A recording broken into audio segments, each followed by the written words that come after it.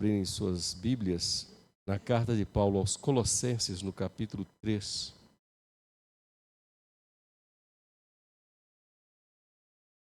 Colossenses, capítulo 3, onde nós meditaremos nos versos 5 a 17. Mas eu vou ler a partir do primeiro verso.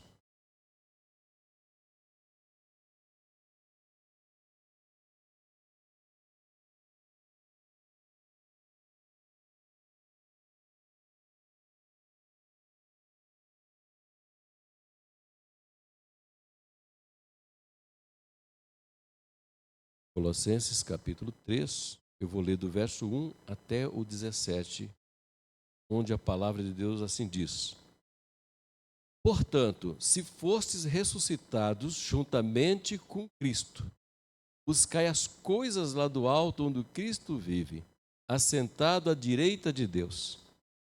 Pensai nas coisas lá do alto, e não nas que são aqui da terra, porque morrestes, e a vossa vida está oculta juntamente em Cristo e em Deus.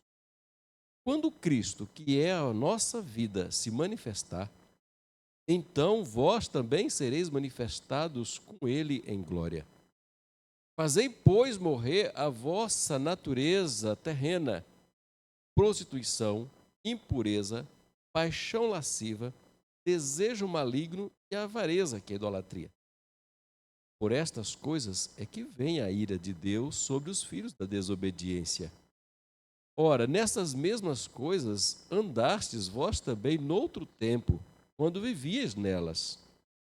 Agora, porém, despojai-vos igualmente de tudo isso: ira, indignação, maldade, maledicência, linguagem obscena do vosso falar.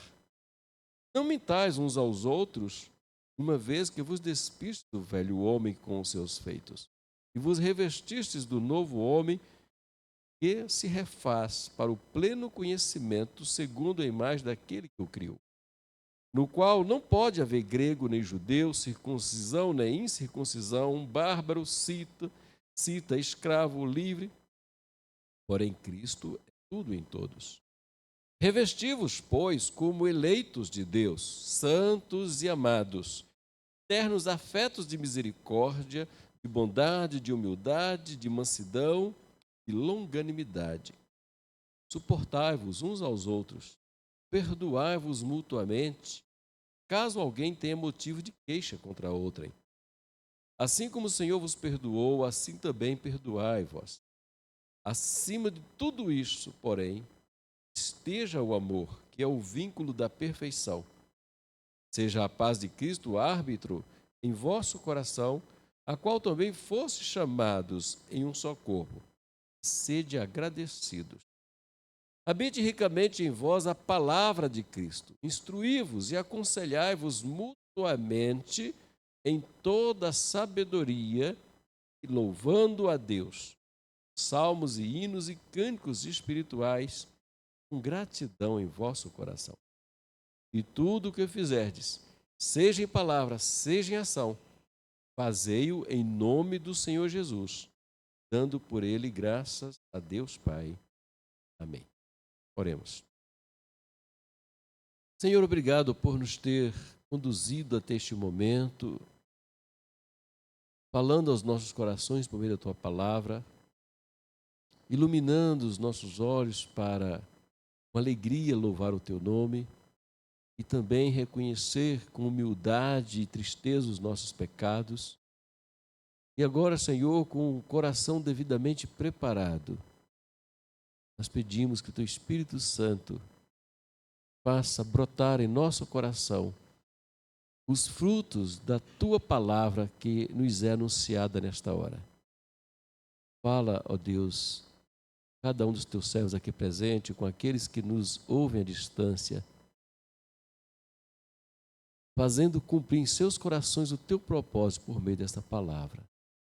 Assim nos colocamos inteiramente dependentes da Tua graça para o conhecimento, para a compreensão e para a prática da Tua palavra, pois oramos em nome do nosso Senhor Jesus Cristo. Amém. Amados, o apóstolo Paulo escreve a carta aos Colossenses quando esteve aprisionado em Roma, sua segunda prisão. Ele estivera preso em Cesareia por 2 anos. Posteriormente, ele é transferido para Roma, onde cumpre prisão domiciliar por cerca de 2 a 3 anos. E é nesta segunda prisão, a primeira em Roma, que ele escreve as cartas de Colossenses, de Efésios, carta aos Filipenses e a carta a Filemon. Escreve essas cartas, chamadas cartas da prisão. Acredita-se que é por volta do ano 60, quando ele escreve essa carta, durante a sua prisão. E qual é a finalidade? A finalidade da escrita desta carta era combater heresias que estavam destruindo ou embaraçando a fé cristã na cidade, na igreja na cidade de Colossos. Então, o Paulo escreve essa carta combatendo as heresias vindas principalmente de mestres judaizantes, mestres judeus que queriam perturbar a fé dos cristãos, fazendo com que eles voltassem à prática da lei, à observância das cerimônias, dos atos cerimoniais da lei de Moisés.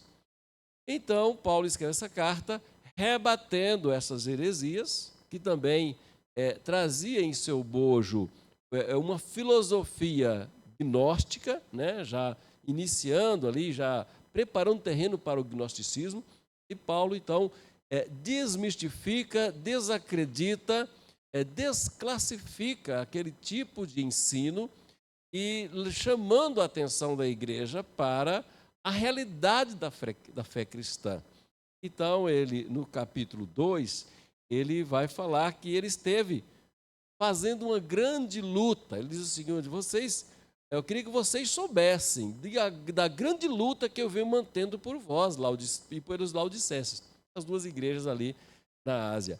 Então, olha, eu estou lutando por vocês contra esse tipo de heresia que está destruindo a fé de vocês, está destruindo a comunhão, está trazendo prejuízos espirituais por vocês. Ele diz: olha, essas pessoas estão se metendo entre vocês como árbitro, se fazendo árbitro na vida de vocês, dando opiniões e fiscalizando, né? Monitorando a vida espiritual de vocês. Disse: cuidado, versículo 8 do capítulo 2.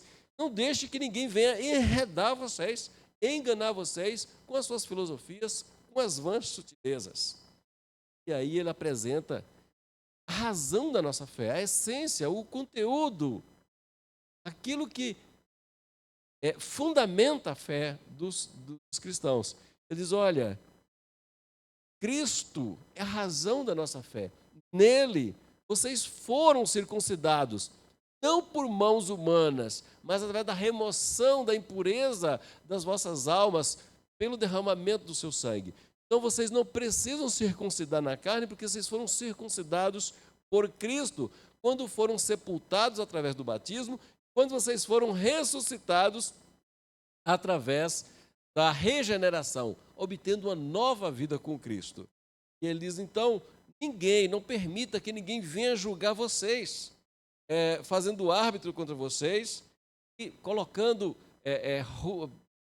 mandamentos humanos, não toque isso, não toque aquilo outro. E sabe por quê? Porque vocês já morreram. Vocês já morreram para este mundo, vocês já morreram para os princípios elementares, aqueles chamam de rudimentos velhos, caducos deste mundo. Vocês já morreram com Cristo. Então, não observem mais esse tipo de coisa.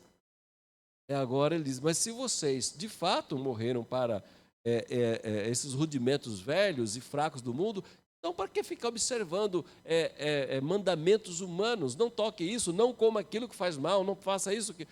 Essas coisas já passaram e vocês estão com Cristo. Então ele chega no capítulo 3 e diz: portanto, porque vocês já morreram, vocês já nasceram de novo, já foram ressuscitados espiritualmente com Cristo. Aí vem o portanto, essa ligação do capítulo 3 com o capítulo 2. Diz: se você já morreu com Cristo, Se você já ressuscitou, então, a partir de agora, esqueça o seu passado, esqueça a sua velha vida e passe a se comportar como um novo ser humano, como uma nova vida, nascida, gerada por Cristo. Ele disse, olhe para o alto, busque as coisas lá do alto, pense nas coisas lá do alto, porque é o seu lugar, é onde Cristo vive.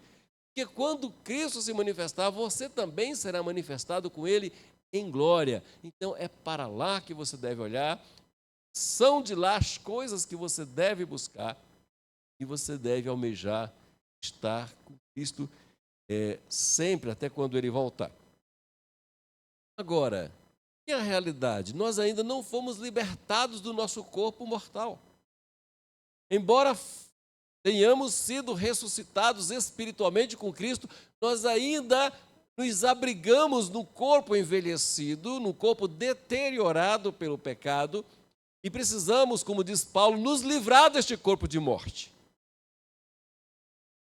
É claro, não é se matando, cometendo suicídio, ou fazendo a automutilação como os judaizantes faziam com os colossenses, infligia aos colossenses a autoflagelação como forma de, numa filosofia agnóstica, castigar o corpo para purificar a alma.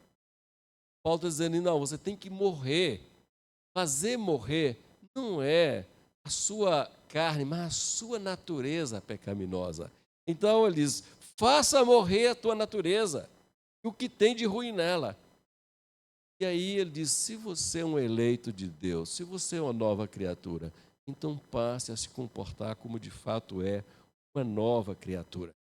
Então, ele nos exorta como cristãos a nos comportarmos como novos cidadãos dos céus, como eleitos de Deus, como santos e amados. Atributos que devem evidenciar a eleição na vida do cristão. É importante, irmãos, observar que não se trata de meras recomendações. Ele diz, olha, é bom que você agora passe a fazer. Ele diz, não, você deve fazer. E aí você vai perceber no capítulo 3 uma série de verbos imperativos. O que são imperativos? São determinações, são ordens. São coisas que o Senhor nos determina a fazer. São comportamentos que nos são exigidos a ter perante Deus na qualidade agora de novas criaturas.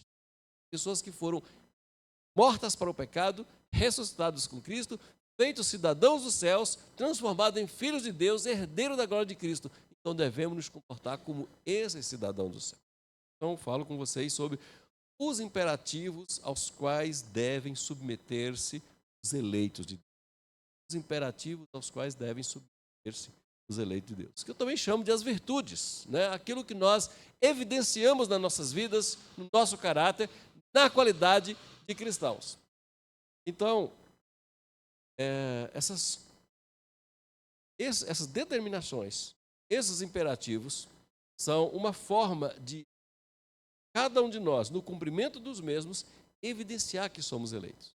Não se trata de teorias teológicas, não se trata de placas denominacionais, se trata do caráter. O eleito de Deus não se manifesta na doutrina que ele crê. O eleito de Deus não se manifesta nos livros que ele lê, naquilo que ele diz que acredita, na forma como ele externaliza a sua fé. E é disso que eu estou falando, é disso que o texto está falando, dessas credenciais que você deve apresentar para o mundo para provar que você é um eleito, santo e amado. Primeira coisa, primeiro imperativo, versos 5 a 8. Fazei morrer a vossa natureza terrena, prostituição, impureza, paixão lasciva, desejo maligno e avareza, que é idolatria. O novo homem, ele só nasce depois da morte do velho homem. Não se dá para nascer em cima daquilo que está podre. Por isso, as virtudes dos eleitos de Deus só se evidenciam quando, de fato, o velho homem morre. Como eu posso fazer brotar os frutos do Espírito na minha vida se eu não removi as obras da carne? Como posso mostrar uma roupa nova se eu não tomei banho e estou com roupa suja por baixo? É nessas comparações, nessas alegorias, que Paulo está nos demonstrando como devemos nos comportar na qualidade de eleitos de Deus. Fazei morrer a vossa natureza. As virtudes de Deus só se evidencia no novo homem depois que o velho homem é sepultado com todos os seus vícios, com todos os seus pecados. A ideia é de remover carne necrosada, apodrecida. Eu sei que alguns já tiveram a oportunidade de ver, né, alguém quando tem alguma necrose, passa por alguma, às vezes até amputação, para remover aquilo que está morto, remover aquilo que está apodrecido, para que um novo tecido revista esse órgão.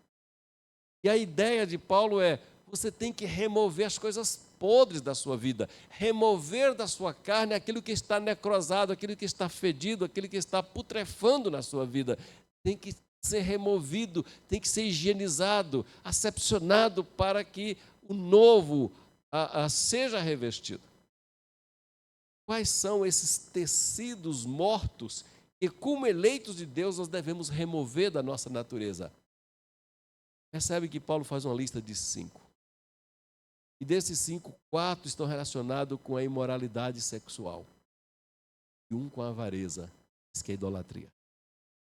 Então faça morrer. Fazer morrer é matar, é remover, é tirar a carne podre, é tirar tecido morto da sua vida, para que você esteja limpo e assim um novo tecido, uma nova carne, uma nova pele seja formada no lugar daquilo que foi removido. Ele diz: remova ou faça morrer a prostituição, impureza, aqui é impureza sexual, paixão lasciva, é desejo sexual, e desejo maligno, que também segue na mesma tônica. E aí ele conclui: e a avareza, que é a idolatria. Essas 5 coisas, essa lista de 5 coisas que devem ser removidas para que a nossa vida passe por uma asepsia espiritual. Tirando essas coisas, ele considera os 4 primeiros sexuais, o último, a avareza, como idolatria. Por que a avareza e idolatria? Porque uma pessoa avarenta, ela faz daquilo que tem valor monetário seu Deus. Ela coloca isso em primeiro lugar na sua vida, seja um bem, seja uma conquista pessoal, seja o próprio dinheiro, qualquer tipo de patrimônio que ela coloque, ela se apegue a isso, ou ela coloque o seu coração na busca disso, isso passa a ser o seu Deus. Por isso a avareza, o desejo desenfreado para alcançar coisas materiais, se torna um ídolo no coração de muitas pessoas. E Paulo diz: lance também isso fora. Desfazer desses pecados é como tirar uma roupa suja, infectada. É tirar uma roupa que não serve mais para ser usada, é tomar um bom banho para vestir-se de uma roupa limpa. Então ele usa outro imperativo para reforçar a necessidade do cristão estar tirando essas impurezas, afastando as impurezas da sua vida. Aí ele usa no versículo 8 a figura da roupa sendo tirada. Ele diz que nós devemos despojar. Agora, porém, despojar igualmente é você tirar ataduras que estão voltas nas feridas, tirar roupas sujas, infectadas, vai lançando tudo isso fora, vai se desnudando dessa podridão.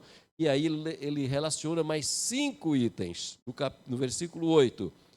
E isso está voltado agora para o ódio. Se antes, na lista de 5, 4 relacionavam-se com o pecado sexual, agora no versículo 8, dos 5, 4 estão relacionados com a ira, com o ódio. Eles então desfaça isso, jogue isso fora da sua vida.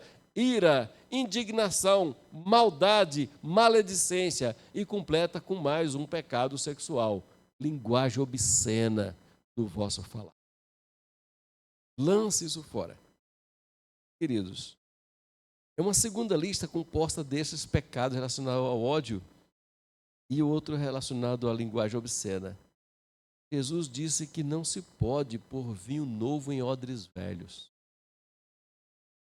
Como posso abrigar o Espírito Santo na minha vida se o meu coração ainda está na podridão do pecado? E o vinho novo está relacionado com o Espírito Santo. Não se pode colocar vinho novo no odre velho, porque o odre velho não resiste, ele se desfaz. Coloca vinho novo no odre novo e ambos se conservam. É esta metáfora que Paulo está colocando aqui, como se fosse uma roupa suja. Você não toma banho para vestir uma roupa suja. Remova isso da sua vida. Então, não se pode formar o caráter de Cristo num coração que está dominado pelos vícios, pelos pecados do velho homem. Não se pode falar uns aos outros, como vai dizer o verso 17, com cânticos, com hinos, com salmos, enquanto o coração estiver cheio daquilo que não presta. O Senhor Jesus diz que a boca fala daquilo que está cheio o coração. Como eu posso falar uns aos outros, aconselhar uns aos outros mutuamente, instruindo, conforme o verso 16 e 17, falando com gratidão, com salmos, com hinos e cantos espirituais, se o meu coração ainda abriga a prostituição, a impureza, a lasciva, paixão mundana, a ira, a discórdia, a maledicência. Por isso Paulo diz, tem que remover isso da sua vida. O imperativo, a virtude do eleito de Deus passa primeiramente por essa asepsia espiritual, a remoção da podridão espiritual das nossas vidas, daquilo que pertence ao velho Adão, daquilo que pertence ao velho homem, para que o novo seja formado. O Espírito Santo não pode habitar num coração onde existam estas coisas. Tanto as questões sexuais, quanto as questões da avareza, quanto do ódio, da idolatria. É preciso que isso se desfaça para que o novo seja formado. Por isso a ordem é remover a necrose do coração, para que um tecido novo, saudável, venha revesti-lo, pouco a pouco, o crescimento espiritual perante Deus. Então, quando Paulo faz essa exposição, Paulo está rebatendo as heresias em que as pessoas, os judaizantes, pregavam tanto as suas vãs sutilezas, nas suas filosofias, naquela ocasião do nascimento do gnosticismo, onde eles incentivavam o autoflagelo como uma forma de punir a carne pelos pecados da alma. E Paulo está dizendo, não precisa fazer isso. Vocês têm que remover da natureza caída de vocês o que está dentro de vocês, é isso que está matando vocês. Remova isso da vida de vocês. Porque não adianta castigar a carne e deixar a natureza ainda cheia de todo o mal, porque ela vai continuar produzindo todos os frutos, todas as maldades, todas as consequências das obras da carne. Então, primeiro, é preciso desfazer, remover aquilo que está podre em nossas vidas, aquilo que pertenceu ao velho homem, ao homem caído. E assim, o segundo imperativo está no versículo 12. Revestir. Olha, se no versículo 8 era desvestir, era despojar, é tirar a roupa suja, é tomar um banho, agora a ordem no versículo 12 é visto agora uma roupa limpa, visto uma roupa nova, revista-se e se apresente com uma nova criatura, trajando as vestes de Cristo. É isso que eu estou dizendo. Vista agora a roupa tira a roupa de Adão e jogue fora, no versículo 8, e no versículo 12, vista a roupa de Cristo. Revestivos, pois como eleitos de Deus, santos e amados, e aí ele coloca eternos afetos. A NVI diz que é uma compaixão profunda. Uma compaixão profunda. Bondade, humildade, mansidão, longanimidade. Aquilo que em Gálatas 5, Paulo vai colocar como fruto do Espírito. Veja, uma natureza caída, onde tinha ira, maldade, maledicência, indignação, onde tinha prostituição, onde tinha avareza. Agora isso tem que ser removido para que esses frutos que estão sufocados possam ser evidenciados. Longanimidade, ternos afeto e misericórdia, ou profunda compaixão, humildade, mansidão e paciência, que é a longanimidade. E aí ele acrescenta mais 2. Além desses 5, ele acrescenta mais 2. Porte uns aos outros. É a cooperação mútua, é a prática da misericórdia. E, no versículo 13, e o perdão, perdoando-vos mutuamente. Qual é o padrão disso? Ele diz, o padrão é como Cristo fez por você. Como Cristo perdoou, você deve perdoar. E veja que aqui ele destaca o perdão e o amor. Então ele acrescenta o amor como 8º elemento dessa lista e diz, acima de tudo isso, esteja o amor. Você tem a bondade, a misericórdia, você tem a longanimidade, você tem a humildade, você suporta um ao outro, você perdoa, mas acima de tudo isso é o amor, porque se você não tiver amor, tudo isso vai abaixo. Mas acima de tudo isso é o amor, porque ele é o elo perfeito, que ele chama aqui de vínculo da perfeição. É o elo, é aquilo que une, é aquilo que é verdadeiro. E amor, meus irmãos, é a única evidência de que você é discípulo de Cristo. Você pode ter muitas qualidades na sua vida. Você pode fazer muitas coisas boas na sua vida. Isso não vai te identificar com Cristo.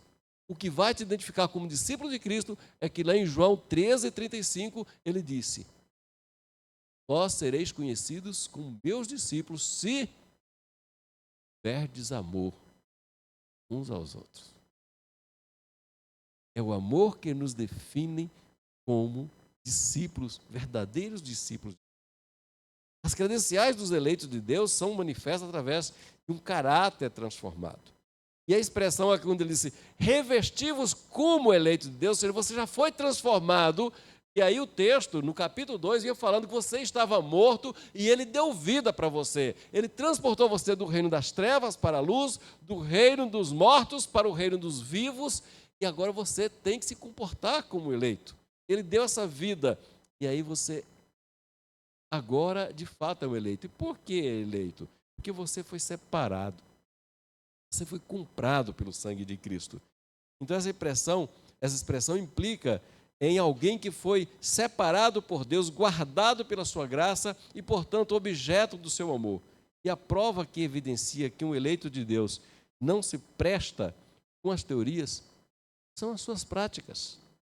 Aquilo que ele faz é que evidencia a sua eleição. Não é a teologia que ele crê, não é o livro que ele lê, não é a forma como ele canta, não é a forma como ele anda, não é a placa da sua igreja, mas é o seu caráter transformado que evidencia que ele é um eleito. Não adianta eu dizer que sou um eleito de Deus se a minha vida não demonstre isso, se aquilo que eu faço não atesta isso.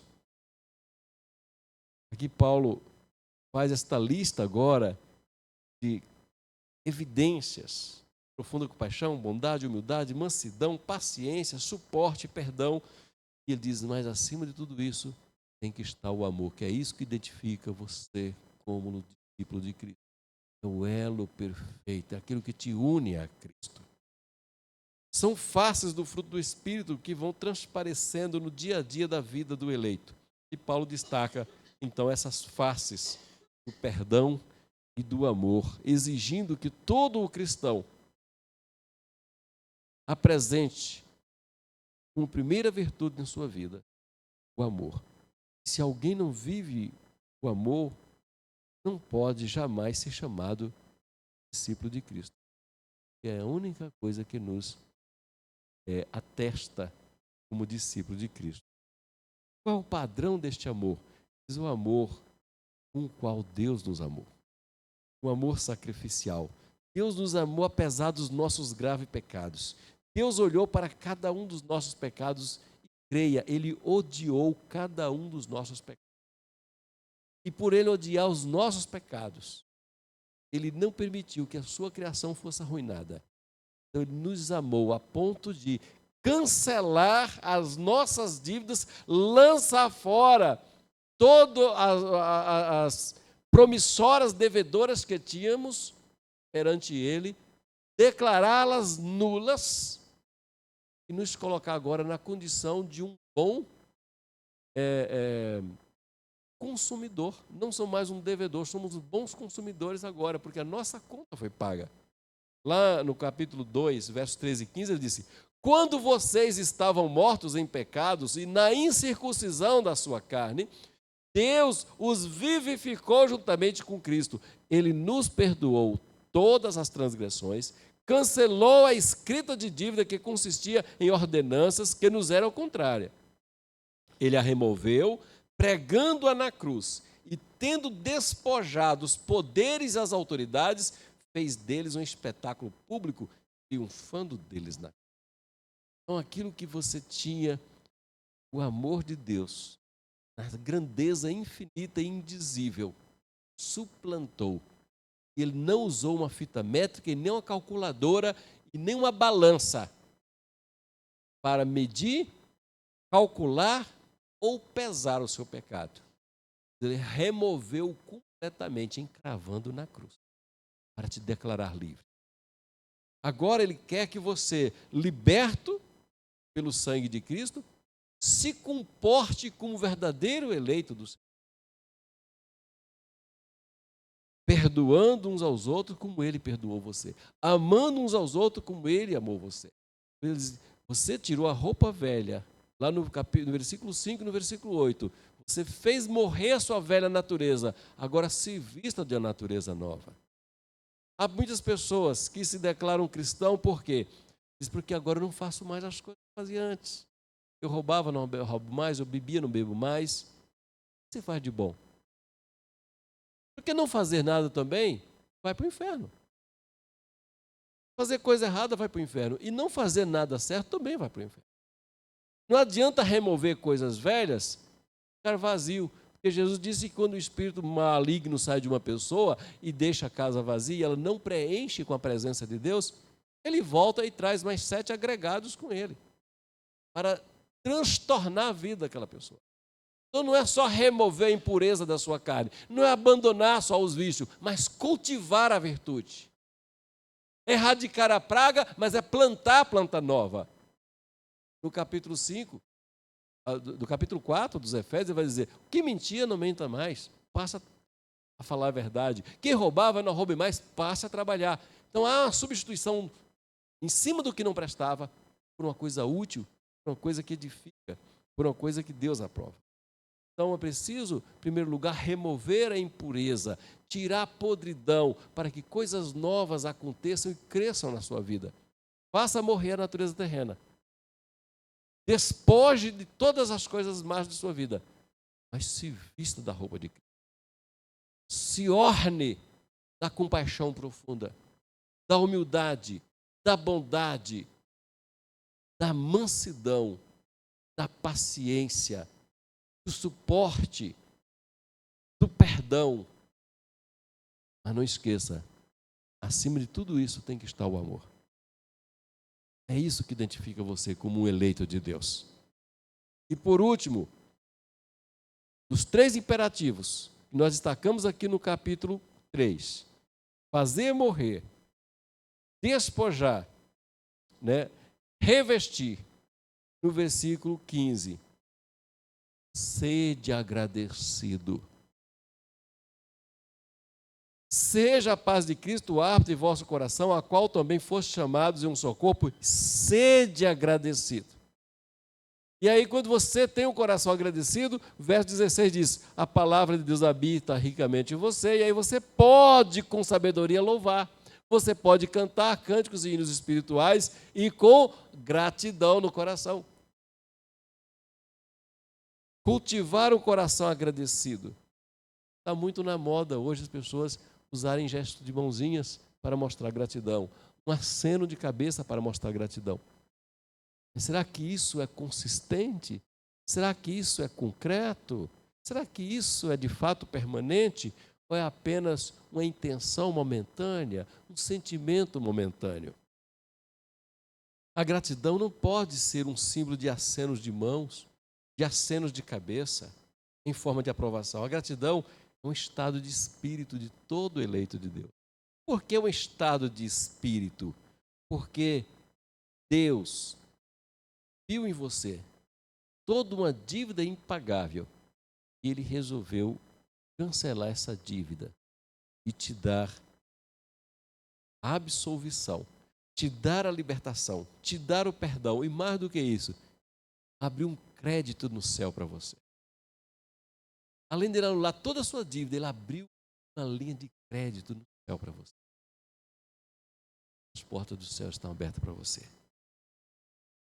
Ora, irmãos, um coração agradecido é um estado de espírito de alguém que já experimentou o perdão de Deus e que sabe que deve perdoar, que sabe que tudo que ele vier a fazer na sua vida jamais corresponderá com o que Deus fez por ele, com o perdão dos seus pecados, com a adoção na sua família.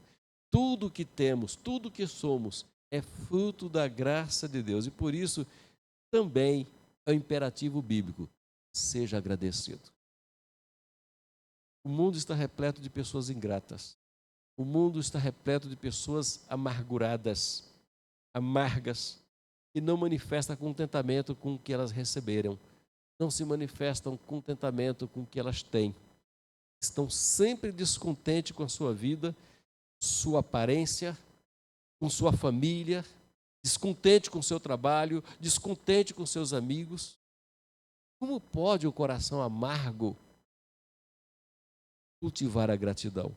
Como pode um coração amargo glorificar a Deus? Com cântico, com hinos, com salmos.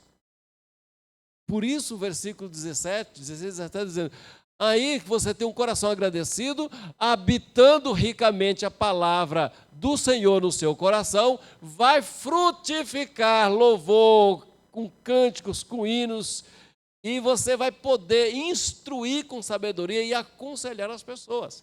Mas para isso você precisa cultivar um coração agradecido, um coração que já teve removido carnes podres da sua vida, um coração que foi revestido com as vestes de Cristo, um coração que agora irradia, evidencia os frutos do Espírito Santo, com gratidão, louvando e glorificando o nome do Senhor e fazendo tudo para a glória do Senhor.